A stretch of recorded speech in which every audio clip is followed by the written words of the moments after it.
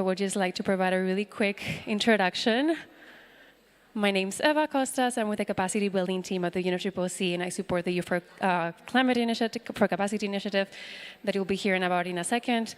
But before we get started, I'd like to pass the floor for some opening remarks to Professor Francesco Corvaro to kick us off. Thanks. Thanks for the invitation. I am the Special Envoy for Climate Change of Italy, and I am very happy to stay here with you, with the younger generation. Italy and I, in particular, I am a university professor, so I love to stay among you. I know, and Italy knows, that you have strong capabilities, in particular in climate change, to support our decision in climate change. I participated in 3 different climate weeks, and every time, in particular in Riyadh, I was surprised about the number of you that are in that room, you remember there.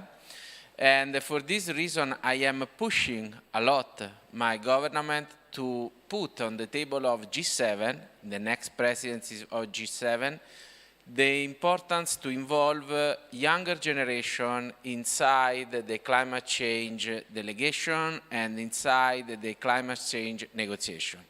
Is something in which I believe very much. In my opinion, it is important. We made in Italy the Youth for Climate event, and we discovered, but for me it was not a surprise because I know your capabilities, that you are really able to prepare fantastic projects in education, energy, and also my minister was very surprised about this, and for this reason we decided to support again, to repropose again for the next year the Youth for Climate event. So thanks again, you have all my support and the support of Italy in this important role that I want to give to you and to your ambitions and your future. Thanks, and sorry I have another meeting, so these are crazy days. Sorry and thanks very much. Thank you so much. Thank you so much, Mr. Corvaro, for those remarks and for making it to the session. And I think it truly shows Italy's commitment to empowering youth and building their capacities. And that's essentially how the Youth for Capacity program came about. A joint effort between the Italian Ministry of Environment of Italy and UNFCCC to essentially build the capacities of youth to act on climate change.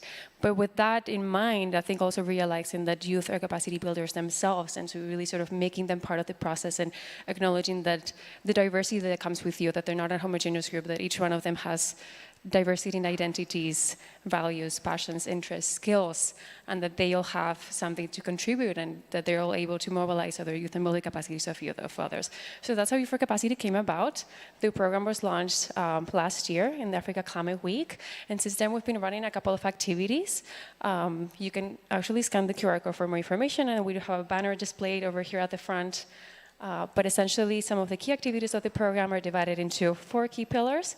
The first one looking at virtual knowledge and skill enhancement events. We actually have a Becoming series, webinar series, where essentially we look at different positions that youth can take as change makers. We had a couple of sessions on youth becoming storytellers, but also youth becoming children's rights advocates.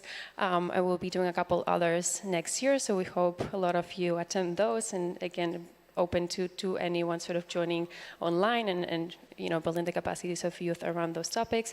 But then also in-person hands-on capacity building events, like Mr. Corvaro was mentioning. We run a couple of capacity building workshops and sessions at the different UNFCCC regional climate weeks, and all 4 of them happened this year pretty much back to back. So we were able to engage with you from the MENA, Asia Pacific, Latin American, Caribbean, and the Africa region. And I think the beauty on those sessions as well is that they were all very much sort of youth-led and sort of really following the principle that youth are capacity builders. And we explore different topics from just transition, but also engaging youth in policy-making processes and then sort of co-creating policy solutions with policymakers, but then also as well the importance of community-based climate action and communications. The third activity pillar will be a mentorship program, which we actually haven't sort of we softly launched at the Youth for Climate Summit a couple of weeks ago. So this would be a sort of joint initiative with the Youth for Climate initiative that Mr. Corvaro was just talking about.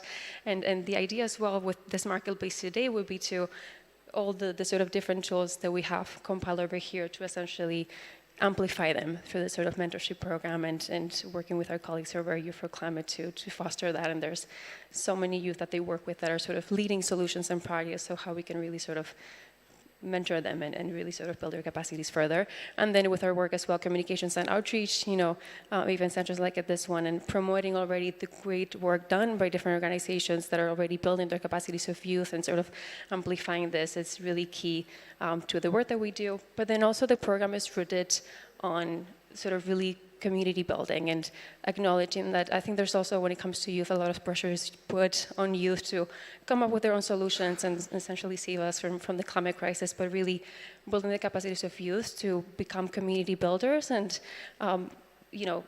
be able to sort of gather youth around them to come up with these solutions jointly and do this work, and the capacities that they're built through the program and the different activities that we do, take that back and mobilize other youth and further sort of build the capacities and have this sort of domino and ripple effect. And then, of course, we've been working with a couple of partners, some of them already here in this meeting right now, and as well, I think when it comes to sort of doing work at the different sort of regions, youth can definitely sort of relate to some challenges and opportunities that they're facing. So I think that's something that we've been trying to amplify as well through the Regional Climate Weeks.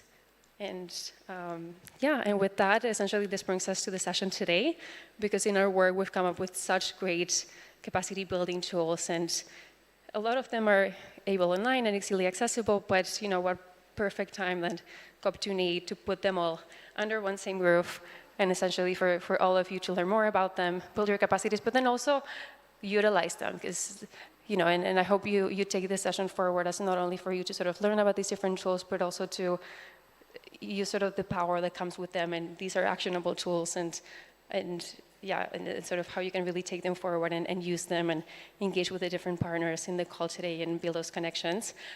We do have a couple of tools scattered around. You've all probably seen them by now, but some are looking at youth sort of building their capacities of youth to become environmental right defenders. So those are looking at leadership and adaptation. Others at becoming climate champions and communities of practice.